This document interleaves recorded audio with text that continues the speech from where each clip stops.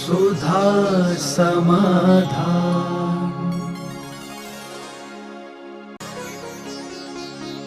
नमोस्तु गुरुदेव। जिज्ञासा समाधान टीवी पर प्रसारण कराने वाले दातारों को क्या पुण्य मिलता है?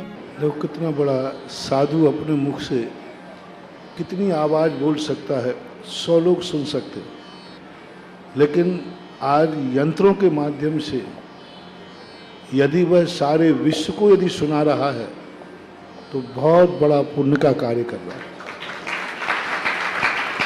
एक साधु प्रवचन कर रहा है, उसका जो क्षयोपशम है, और एक व्यक्ति इस प्रवचन को सारे विश्व में बोल रहा है, मुझे तो लगता है प्रवचन करने वाले से ज़्यादा पुण्य इसका है।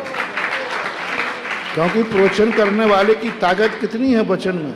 एक पूरे हाल में अभी माइक लाइट चली जाए तो पूरे हाल में ही सुनाई नहीं पड़े, और वो सारे व्यक्तियों को यंत्र के माध्यम से भेज रहा है, धन का सबसे बड़ा सदुपयोग कर रहा है।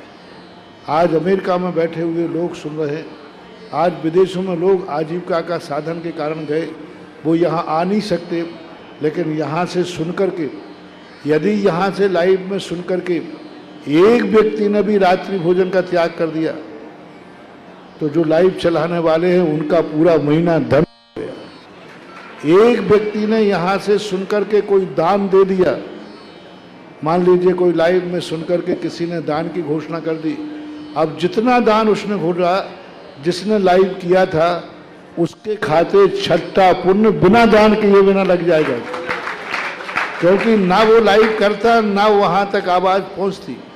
तो ये सब चीज़ें ऐसी हैं, नैमित्तिक चीज़ें कहलाती हैं। इसका हमेशा वह व्यक्ति उपयोग कर रहा है, प्रभावना अंग के अंतर्गत आता है।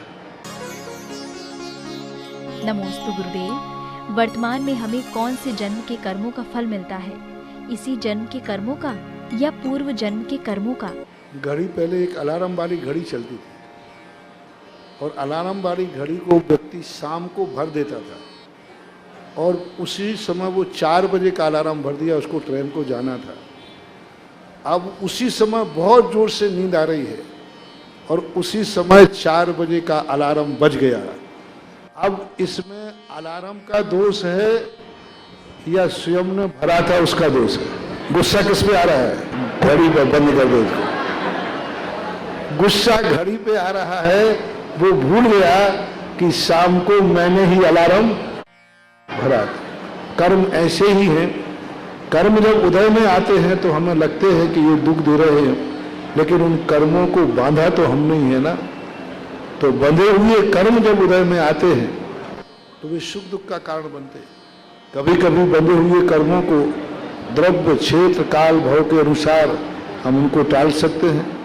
बीमारी आती है, औषधि से उपशमित होती है, भूख लगती है, रोटी से उपशमित होती है, प्यास की वेदना होती है, पानी से उपशमित होती है।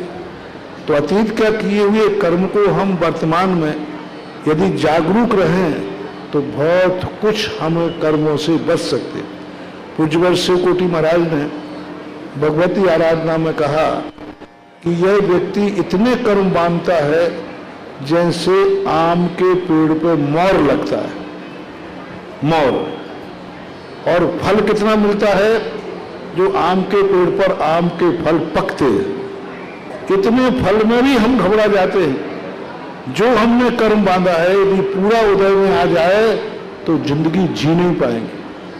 इसलिए अतीत के कर्मों को धोने का एक ही तरीका है कि वर्तमान में द्रव्य क्षेत्र काल भाव को टालने का प्रयास करें।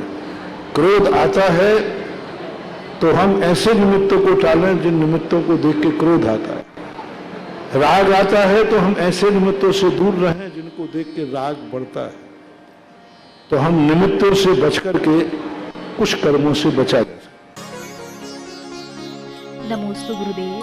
कहते हैं कि भगवान के दर्शन करते समय मन में कोई मनोकामना नहीं होनी चाहिए, लेकिन जब हम दर्शन के लिए जाते हैं तो मन में बच्चों के प्रति या परिवार के स्वास्थ्य लाभ हेतु मन में भाव आ ही जाते हैं, तो क्या हमें पाप लगेगा? शास्त्रों में ऐसा तो नहीं लिखा कि मनोकामना के लिए मंदिर में नहीं जाना चाहिए। बिना मनोकामना के मंदिर जाने से फायदा क्या है? शास्त्रों में ये लिखा है कि मात्र मनोकामना पूरी करने के लिए ही मंदिर नहीं जाना चाहिए। हमारे दुख का दिन आया है तो हम दुख के दिनों में मंदिर जाएं, इसमें कोई आपत्ति नहीं है। दुख दूर करने का भाव करें, इसमें कोई आपत्ति नहीं है। लेकिन मात्र दुख के दिनों में ही जाएं, सुख के दिनों में गार्डनों में घूमें तो गलत है।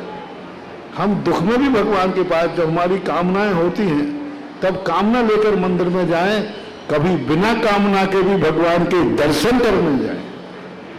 ऐसी बात नहीं है। पूज्य जिनसेन स्वामी ने महापुराण के अंदर जब सुलोचना का पति जय कुमार अर्क प्रीति से युद्ध पे जाता है तो सुलोचना 8 दिन का उपवास लेकर मंदिर में अपने पति की विजय की कामना लेकर के जिनेंद्र भगवान के सामने जाप करती है। तो इस प्रकार की स्थितियों में मना ही नहीं है। लेकिन मात्र अकेला उसी समय मना जाना, अन्य समय अच्छे दिन आ जाएं तो भगवान को भूल जाना और बुरे दिन आ जाएं तो भगवान को याद करना, ऐसा निषेध किया गया है।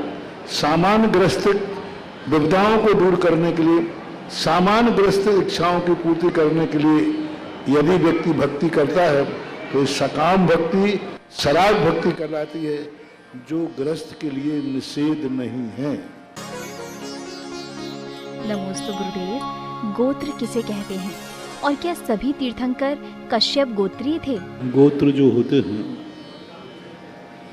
ये वंशानुगत रूप से स्थापित होते हैं। कई बार गोत्र का जो परिणमन है किसी नाम से भी हो जाता है।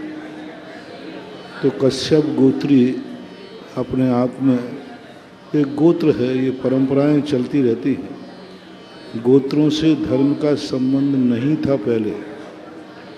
आज वर्तमान में धर्म जातिगत बंट गए हैं और जातिगत बंटने के साथ गोत्र भी बंट गए। आज ये निर्णय हो गया है कि एक इन गोत्र वाले इस जाति के कहलाएंगे। जैसे आज वर्तमान में ब्राह्मण हैं तो कश्यप गोत्री आदि ब्राह्मणों के रूप में माने जाने लगे। जैनियों के अलग गोत्र बने, वैष्णव के अलग गोत्र बने। तो आज जो गोत्र थे उन्होंने एक जातिकरण का रूप ले लिया और जाति के साथ साथ धर्म का डिवाइडेशन हो गया। पहले धर्म का डिवाइडेशन नहीं था। चौथे काल में सभी गोत्र थे, सभी जातियां थी, लेकिन धर्म के डिवाइडेशन नहीं थे। नाना प्रकार के धर्म आयतन स्थापित हुए और उनके कारण से ये आज प्रश्न उठने लगे कि कश्यप गोत्री तो ब्राह्मण थे, फिर महावीर स्वामी का गोत्र कश्यप कैसे हुआ? तो जब हम इतिहास को खोजते हैं तो गोत्र, सभी गोत्र जो थे वो जैन धर्म को मानने वाले थे। नेमिनाथ यदुवंशी थे। अब वर्तमान में यादव जो हैं जैन धर्म को नहीं मानते। तो लेकिन उस समय जब नेमिनाथ भगवान थे उस समय यदुवंशी जैन धर्म को मानने वाले थे और जैन धर्म को ही मानते थे। तो वर्तमान परिप्रेक्ष्य में जो समीकरण बिगड़ा है उस कारण से ये प्रश्न उठते हैं, अन्यथा ये नहीं हो। नमोस्तु गुरुदेव। ऐसा किस पाप के उदय के कारण होता है कि मेरे मन में जैसे भाव होते हैं मैं वैसा ही करने लगता हूँ? यदि मंदिर जाने का मन हो तो मंदिर जाता हूँ और यदि भाव बदल गए तो बिना दर्शन किए ही वापस आ जाता हूँ।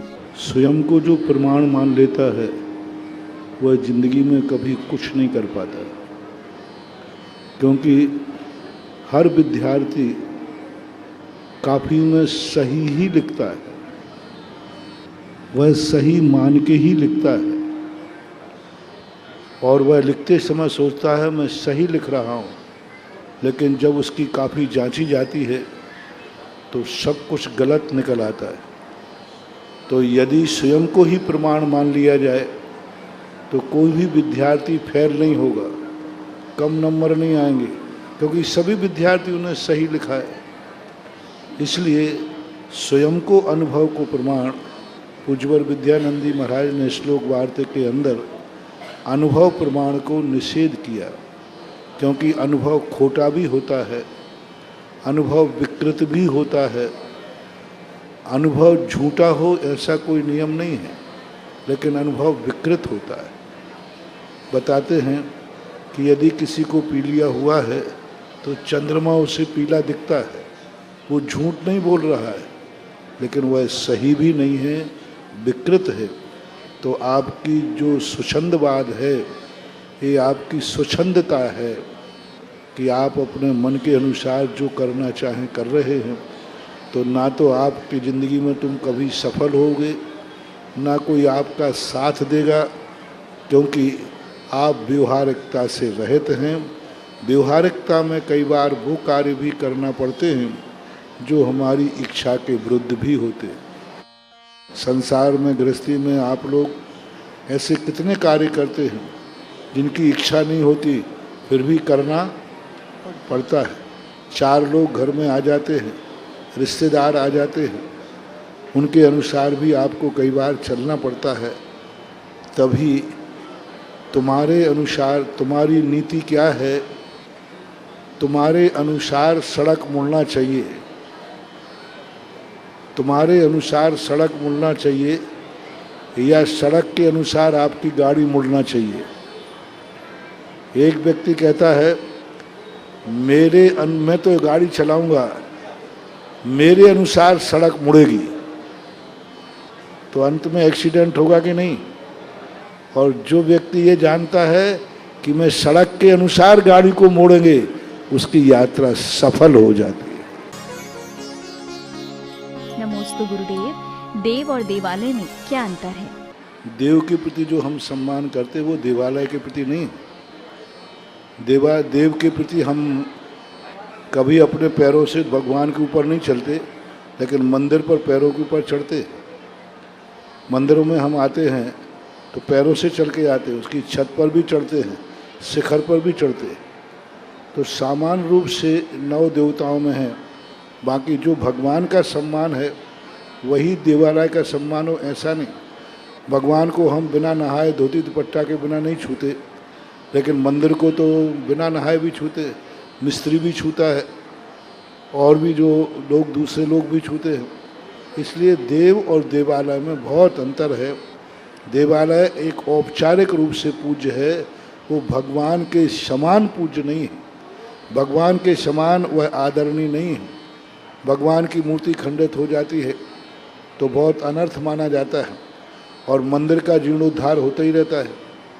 मंदिर में जीर्णोद्धार होते हैं, मंदिर में लिपाई पुताई भी होती है। तो ऐसे दोनों में बहुत अंतर है। नमोस्तु गुरुदेव। सारे विश्व में सकारात्मक सोच हो, इसके लिए हमें क्या करना चाहिए? सकारात्मक सोच के लिए हमें ये करना चाहिए कि हम दुनिया से जो चाहते हैं, दुनिया की हम भी कुछ दुनिया भी हमसे चाहती है। हम चाहते हैं कि दुनिया हमारे संबंध में अच्छा सोचे, तो हमें भी विचार करना चाहिए कि हम दुनिया के संबंध में अच्छा सोचें। आज प्रातःकाल जो प्रवचन दिया था, इसी सकारात्मक सोच पर दिया था। जल हमारे ऊपर उपकार करता है, हम जल के ऊपर क्या उपकार करते हैं? हम वनस्पतियों को, पेड़ों को तोड़कर, काटकर अपनी ज़िंदगी चलाते हैं, हम उसके ऊपर क्या उपकार करते हैं? जो जो वस्तुएं हमारी ज़िंदगी में सहयोगी हैं, उनके प्रति हमारी क्या उपकार है, हमारी क्या तैयारी है, ऐसा यदि व्यक्ति सोच ले तो सकारात्मक सोच हो जाता है। और हमेशा व्यक्ति अपने जीवन के उन दुर्घटना के क्षणों की तैयारी करे जो कि दुर्घटना के बाद जो करना पड़ेगा। जैसे मैंने कहा था कि चाणक्य ने कहा है कि चंद्रगुप्त से कि तुम युद्ध जीतोगे कि हारोगे, तो चंद्रगुप्त कहता मैं जीतूंगा। तो जीत की तैयारी कर ली? बोले हाँ साहब, जीत की मैंने तैयारी कर ली। तो चाणक्य कहते हैं यदि हार गए तो क्या तैयारी है? यदि हार गए तो क्या तैयारी है? यदि जो हारने की तैयारी पहले से करके रखता है, वो हार करके भी जीत जाता है। नमोस्तु गुरुदेव। बालिकाओं को ऐसा क्या करना चाहिए जिससे समाज के कार्यों में उनका अमूल्य योगदान रहे। बालिकाओं को सबसे बड़ा कार्य करना चाहिए कि समाज के अंदर जो नारी जगत के ऊपर प्रश्न चिन्ह उठ रहे हैं, उन प्रश्न चिन्हों को समाप्त करना चाहिए अपने आचार और विचारों के माध्यम से। और जो बच्चियों के लिए इतना ज़्यादा उनको संस्कारित करें कि वो कभी मन में भी उन मार्ग पे जाने का भाव ना सोचें।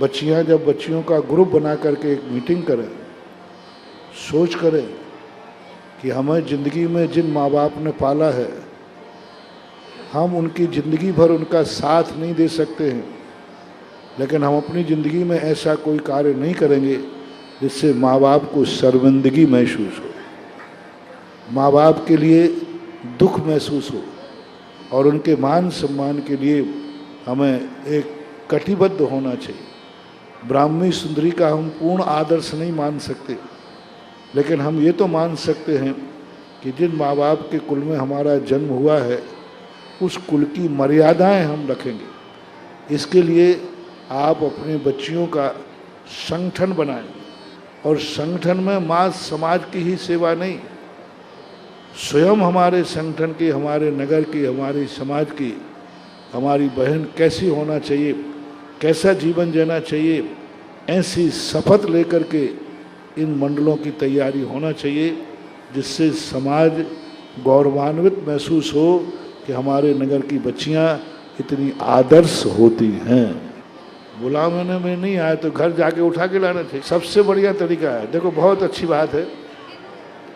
एक बार ऐसा हुआ, ऐसे ही प्रश्न जैसे बच्ची ने किया, एक लोगों ने कहा, जैसे हम अभिषेक की विधि बनाते ना, तो लोगों ने कहा कि महाराज जी, कोई दोस्त, हमारा दोस्त यदि अभिषेक को नहीं आवे किसी दिन, तो मैंने कि उसका सबसे अच्छा तरीका है कि सारे अभिषेक करने, अभिषेक के बाद उसके घर पहुंच जाओ, और भैया मैं तो इसलिए आया कहीं आप बीमार तो नहीं हो, तो उसको सबको चाय पिलाना पड़ेगी, और आजू बाजू के लोग कहेंगे भाई आज तेरे यहाँ सब कुछ बैठने क्यों आ रहे हैं।